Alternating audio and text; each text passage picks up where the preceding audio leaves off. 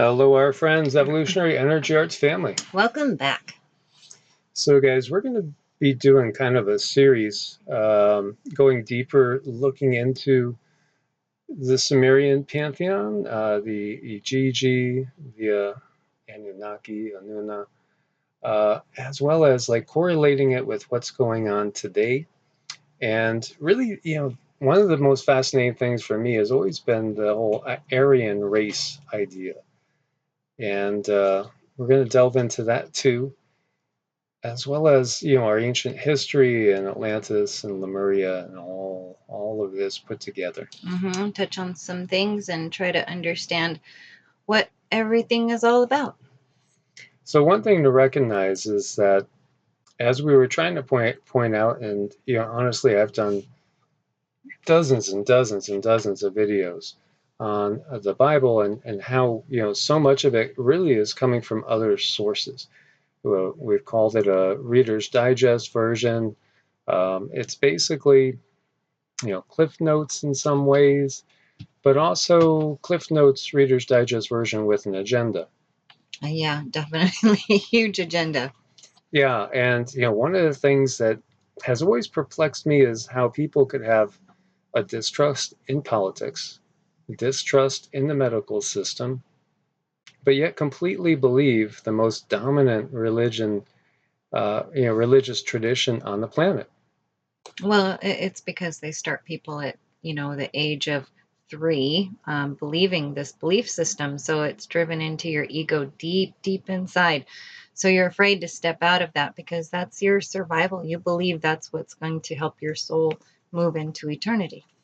Yeah, there was one comment saying, so if you don't believe in the whole Abrahamic tradition as we've been taught, then, how could there be evil? Or where do you get that whole notion of, darkness and dark ones? Where would that come from? As if they can't conceptualize of anything but what they've been taught and brought up with. And think about that. If you cannot conceptualize anything but what you've been brought up with, wow, the conditioning has really worked well. It really has. That's sad.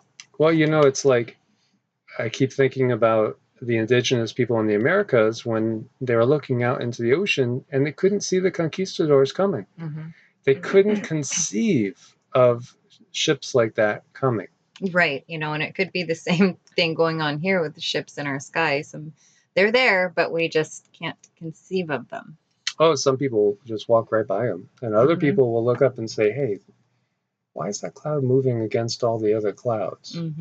Why is it so perfectly shaped? And just notice things where, the masses, because unfortunately they've been drinking their fluoridated water, using their fluoridated toothpaste, making use of the PHARMA industry. Again, their senses have been dulled. Their senses have been dulled to such a point that it really is, we could use the analogy of, zombies. We could use the analogy of sheeple, just being part of the flock, not questioning anything, just moving along with the herd.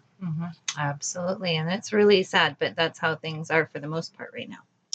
So we see the land of the gods, Sumer, Babylon, the Fertile Crescent. So fascinating. The Phoenicians, very, very fascinating. What is our true history? Well, we've been asked in the guides quite a bit to delve into the whole concept of the Igigi and the Anuna. So in the Sumerian mindset, there were different groupings of gods. They were all quote unquote gods, but again, here we have been given this monotheistic point of view that there's only one God. And yet, if you go into really just about every single source that there is of philosophy, philosophical thinking, different religious traditions, they'll all kind of point to a oneness at some point. There is a oneness that's at the core of all these different traditions. And if we go into the Vedic traditions as well, there's many disagreements on how things work, exactly who's higher than who. But when you get down to it, they recognize that there are these beings that are not the, sole creative force of the multiverse, but are technologically more advanced and, understand how the universe works way more than humans. So they call them, gods and many other things as well. But are they the single creators? Is the single creative force of the multiverse? No. And they knew that and they recognized that too. Although, they would basically wax poetic, or you could say that they were always ready to butter up and bow down. Absolutely, I like that. Yeah, butter them up and bow down, just as people do today with kings, queens, politicians, even celebrities. When we see all the interesting artifacts and things all around the globe, there sure were some interesting beings that were depicted in many different places. And there's common themes of giants, beings, twice the size of humans that could just toss a human like a rag doll. In many cases, use whips on humans to keep them in line. And of course, we know about creating humans to be a slave race. And so the line of thinking that we get is that the Igigi were basically, they were a subset of, quote unquote, these, let's just say, more powerful beings than humans that were on the planet and kind of in charge. But, they would work for the Anuna, the Anunnaki gods. They were part of the program. You could kind of think of them as maybe lower management. Mm-hmm. Lower management. They were equivalent maybe to, the manager at McDonald's, so to speak. Yeah, that's a really good way of putting it. They all had a part to play. They all had a role to play, and it's kind of going on like that today. Yeah, so then you could go up to the, CEOs at the upper levels. These are more your Anunnaki gods. But then when you get up to the higher levels, you're talking about rulers of countries and such. And maybe we equate those to the Draco, and then we could even go up higher because there are beings that are not human that are really running the show, and maybe we could equate that to the AI at the very top. I think we really could. There's a lot we could equate the AI at the top to. So this is Enki and the World Order.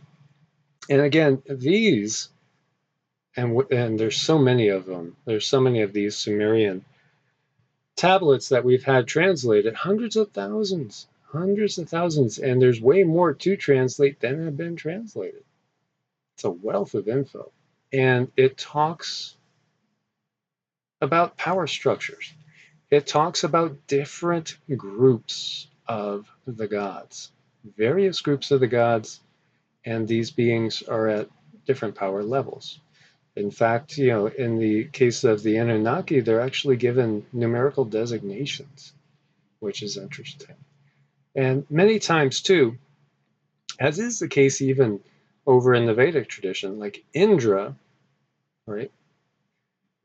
In the Rig Veda, Indra is the god that's spoken of the most, followed by Agni, which is the god of fire.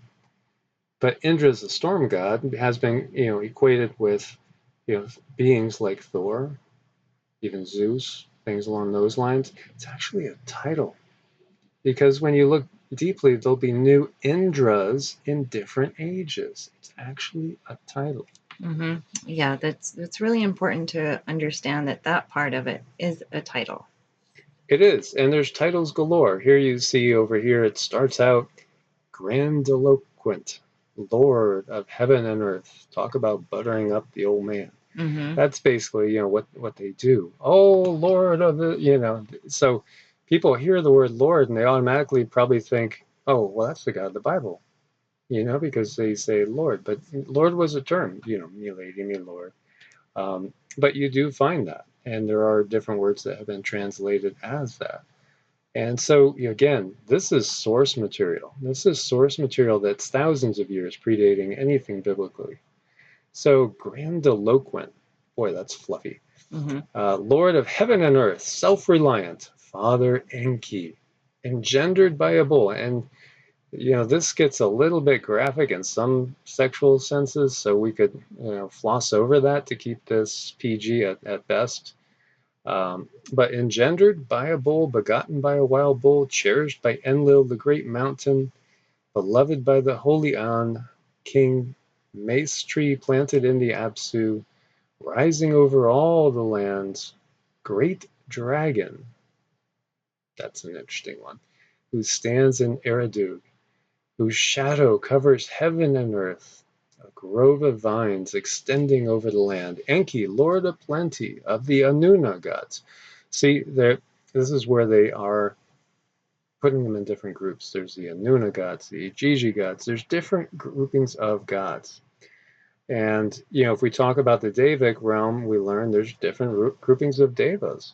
There are these beings that are very, very godlike. And then there's, beings that are very angelic. And there's beings that are basically what we would equate to elemental beings that might have one sole function, and that's to take care of a particular plant, tree, or flower until, the end of its lifespan. And then it'll go on and, do another function. All part of the Devic realm. Yeah, everything's about cycles. So it's interesting because, there's a lot of reference here to the different groupings of the gods. There's most definitely a lot of fluff and pomp and circumstance, so to speak. The gods, the way they talk too, they also seem like a real lusty group, and there might be some debauchery going on here, as we know. But also it's that structure. It's structure. And also things like do honor to the gods. You have to honor the gods. Why? Well, because otherwise, they might not send rain. They might not bless you in many ways. They might get angry. And thus, you don't want to incur the anger of the gods. And this is very, very much similar to what we see in Greek mythology, Roman mythology, mythos from all over, Nordic and Norse mythology. Yeah, I mean, it's everywhere. You can look all over the planet, and somehow they all go back to the same kind of core story. Yeah, Enki, king of the Apsu. Now, Apsu, some people have taken it to be Abyss, some people take it to be Africa. Different things, some people have even equated, Enki as god of the waters, right? So maybe the Apsu is in the deep depths of the oceans. By the way, they do make reference here and in other places to the gods up in the sky, the gods that are walking on the land, literally living in their temples, literally eating the sacrifices and stuff that's brought to them, consuming it, as well as enjoying the females that are in the temples. There were temple prostitutes. And of course, the gods, just like the king, would always have his pick of any female he wanted in the kingdom. So, this is again this as above, so below. But this system is an Nibiran system. And it's a system that also was in effect on Mars. And as we've said before, when Cindy remote viewed Nibiru, it's more of a ship now than it is a planet. It's dead. It would be completely dead and devoid of life because they've destroyed it.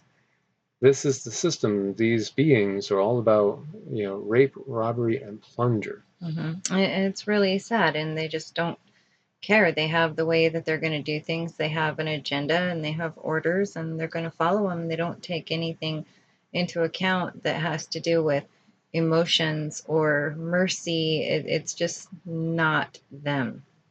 So here he's also declaring himself, I am the leader of the Anuna gods. I was firstborn, son of holy An.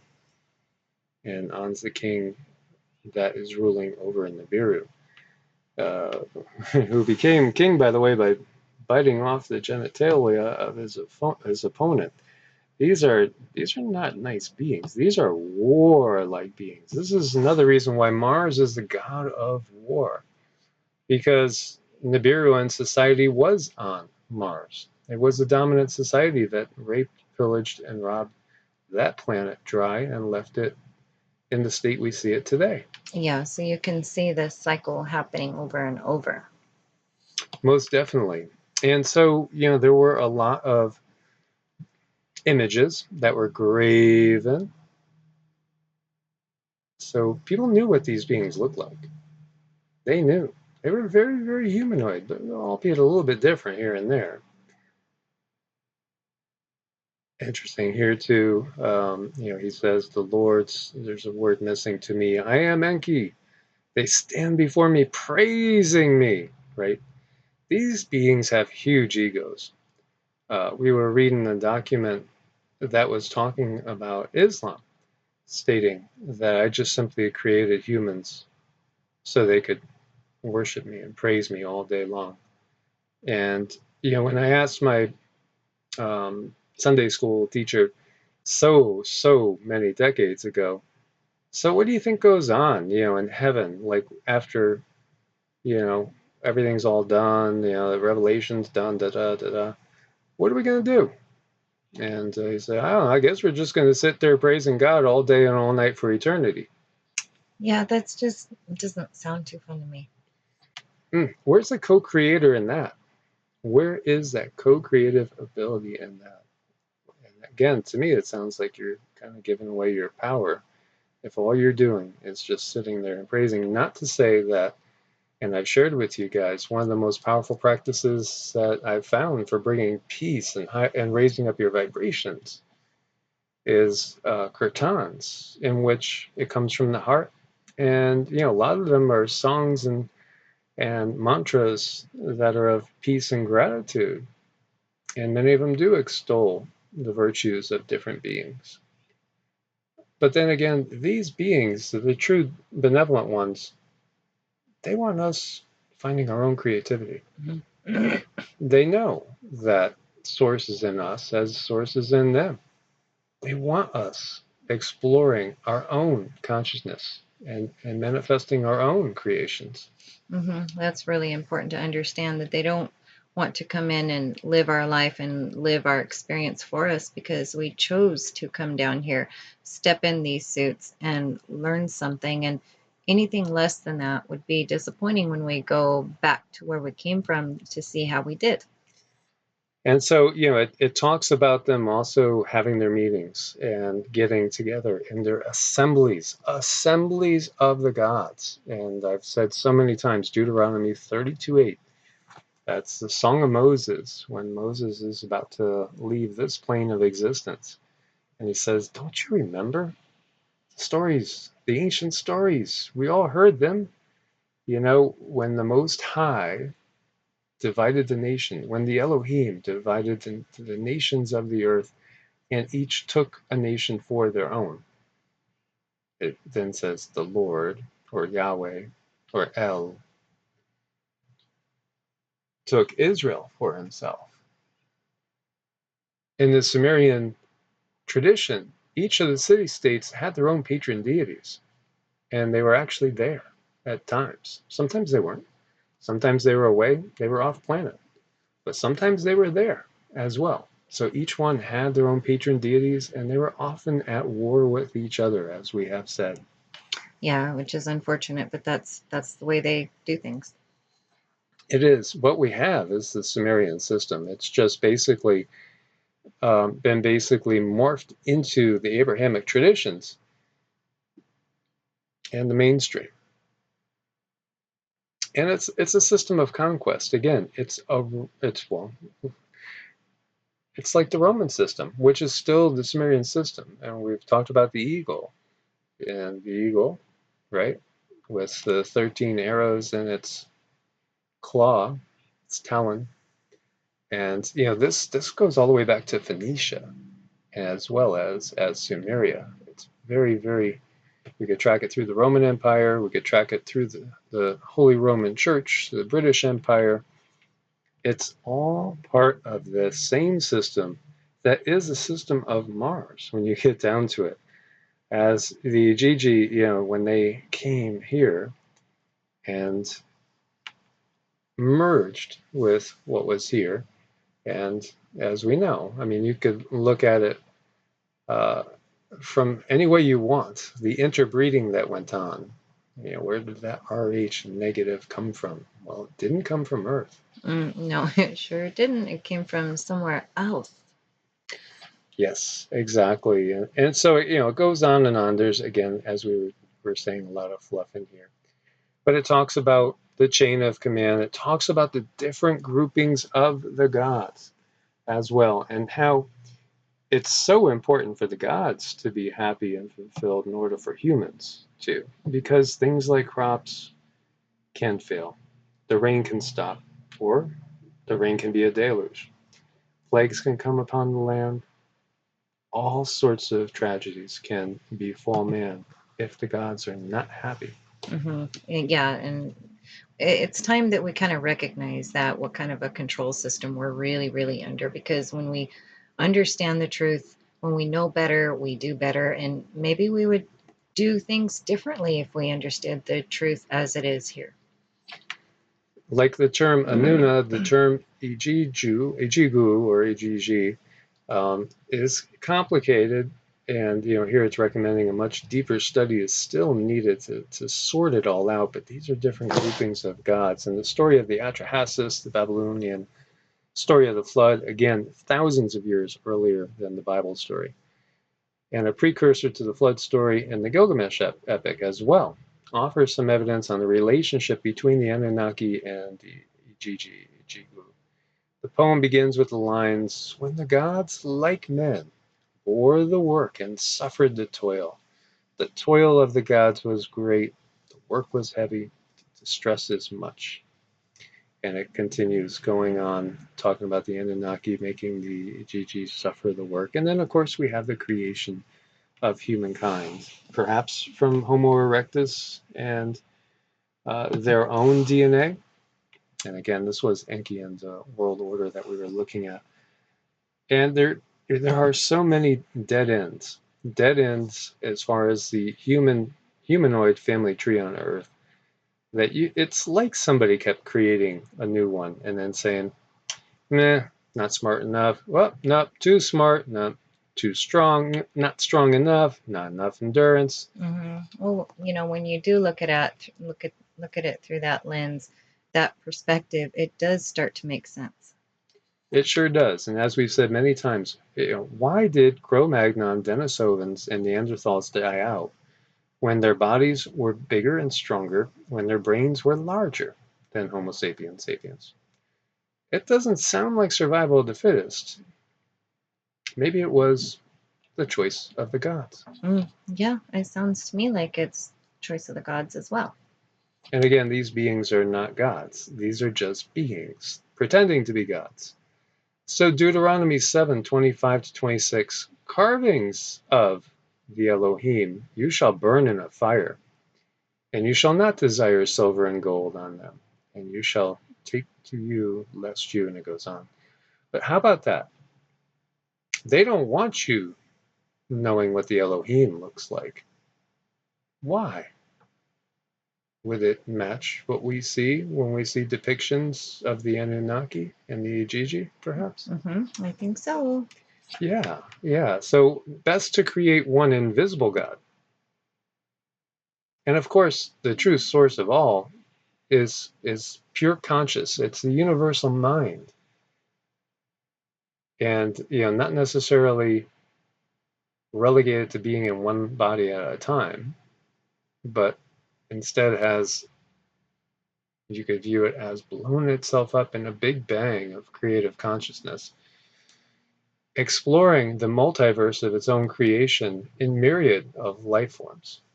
But here what you have is something very different. Why would you get rid of all the carvings of the Elohim? Well, why would you burn all the Gnostic writings? Unless there really are archons, unless there really is some sort of dark hierarchy out there as well that is controlling humanity.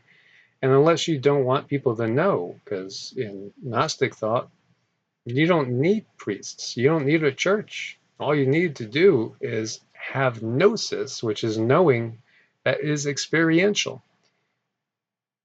You don't have to do anything else. It doesn't lend to a power structure.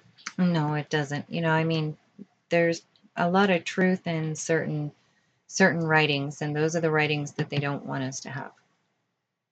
Yeah, exactly. And, there are a lot of different lines of thought that people will go off on and just focus on.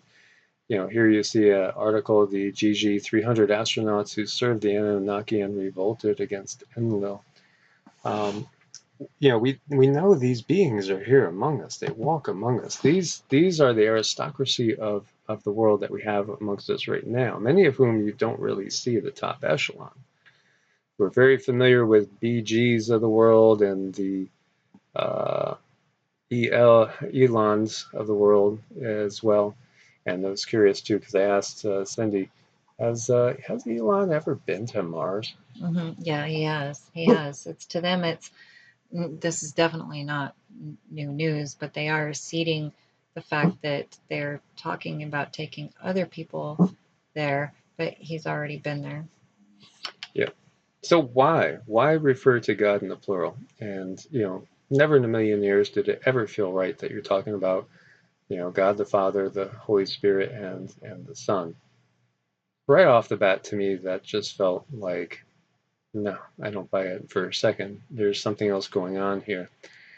So, this is why, because, it literally translates as mighty ones. These are not the creators. These are the rulers. These are as we were talking about, the galactic pirates that kind of run the show here, Mars, and in Nibiru as well.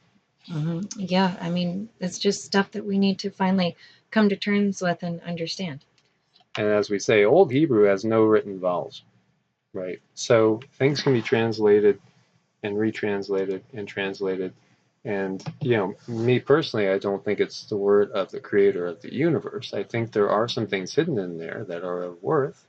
References to the seven chakras, like the seven lampstands, the seven churches, references to the pineal gland, with Jacob and the angel, where were they wrestling at Peniel? There's so many different references there to the Kundalini process, to getting your wings, growing a Merkaba. That's really the key to everything, is developing your Merkaba. I have a question for you guys. Do you know that chimpanzees weigh maybe 50 to 60% of a typical human male, but are 5 to 10 times stronger? Yeah, that's that's really curious, isn't it? Do you think perhaps it's because some of our lineage is not of this planet, as Mars is about 2/3 the size of the Earth, with less gravity?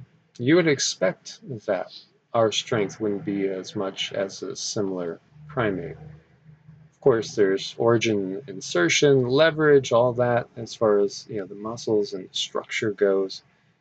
But are humans really from here? Homo sapiens sapiens. Are we really just a product of the earth, or have we been transplanted here, developed here? Maybe a little of both. Yeah, I mean, just think about the strength of a gorilla or a orangutan, for instance. I mean, it dwarfs human strength. As we look at, I don't know, whose face on Mars? Whose face do you think that is? Is it just light and shadow? And then we've seen these beings with the cylindrical heads. We've talked all about the Pope hat. We've talked all about Dagon again. And, what's really going on with all this?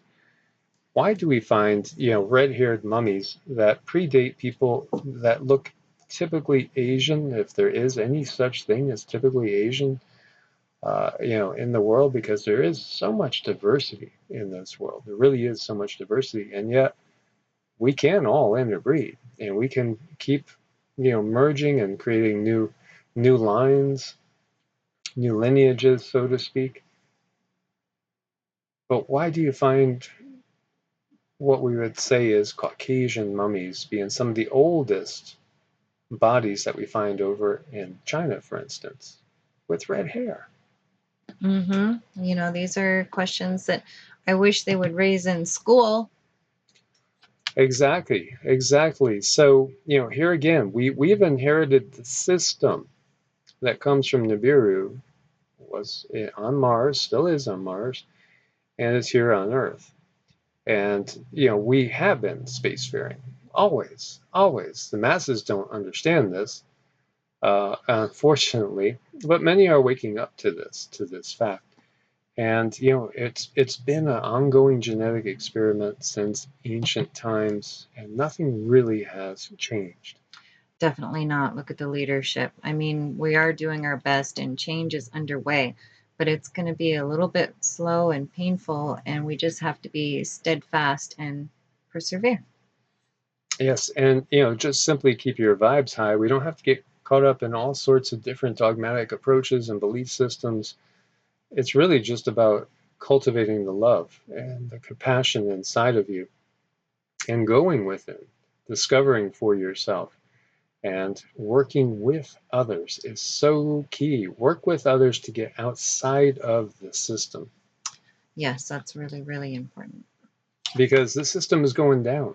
And from what we get, it may start to go down and start to crumble in maybe 5 years' time. It'll accelerate perhaps in a decade, but it is going to take a while. It's not going to be just gone overnight.